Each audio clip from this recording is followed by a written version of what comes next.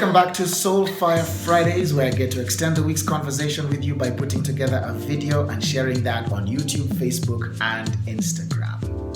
We've been in a conversation about 4 things to do while you wait, and this is the final segment. In week 1, we talked about the joy of finally. The subtopic was visualize.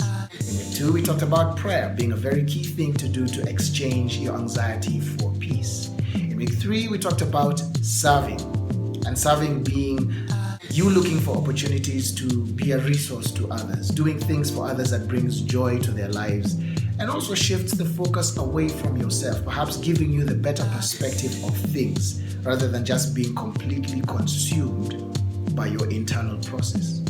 In today's edition, we're going to be talking about learning. I believe that waiting presents various life lessons. If you will appropriate your waiting season, you may get out of it more than you had going in. You see, you'll probably agree with me that for the most part, you will think or have felt or thought previously that waiting is that thing you have to endure, like a necessary pain. You can't avoid it, you can't necessarily stop it altogether, and so you just kind of cope through it when it happens. May I suggest, and this is perhaps going to be my key takeaway for this video today, may I suggest that waiting is actually an opportunity. If you're a believer, and even if you're not, you've probably heard that God answers prayers in 3 different ways. The answer to your prayer could be yes, could be no, or it could be wait. Someone else said to me that the answer could be maybe. Well, I don't know about that, but I do know that every single answer that God gives to any prayer you pray leads or points to one thing, to good. You see, in Romans 8:28, if I may just quickly paraphrase that for you, it says that all things work together for the good of those who love God and are called according to his purpose. Whichever way you look at it, every waiting experience yields good.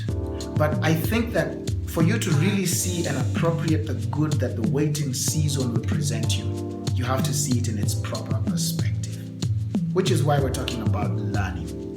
There are various things that you could learn from the waiting season. Perhaps you could be learning to value your relationships.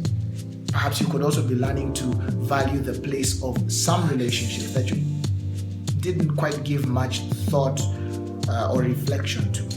Perhaps it's a season to appreciate the things that you've gained over time. Perhaps to make sense of experiences that have played out over time or that will play out in a time to come because of what you now know. The experience of life presents many different elements, many different aspects, challenges, and whatnot. But in between all of those experiences, you may find that there's the pattern of waiting. In those seasons of waiting, when you've just simply endured the waiting experience, you may have missed out on key things that would help you in whatever next season of your life you got into. If you're in a waiting season right now, then it's a good opportunity for you to understand that there is a lot to gain from it rather than this being just something you endure. Like I said a few moments ago, God answers prayers in 3 different ways. He says yes, no, and wait. The wait could usually mean I have something better, or you're not ready, or there are certain things that need to come into play. There are certain factors, perhaps even certain relationships that need to come into play for whatever you're asking for to manifest the way you're asking for it. If you choose to approach every waiting season of your life with the right perspective, or if I may say it this way, with the right mindset, then you're much more likely to gain from it than just to endure it. Thriving in the waiting season is really more about an attitude or a focus, a mindset, a way of looking at life that presents you the right perspective. When I say the right perspective, I mean you put everything exactly where it needs to be and you put yourself in the proper perspective, in the proper place in regards to your life experiences. Now, this is of course a very wide subject. We've only focused on 4 things that I would like to think of as suggestions. There may be many others that you also think that would be appropriate to practice or to put into practice in the waiting season. I'd love to hear from you. Share with me what you think those might be.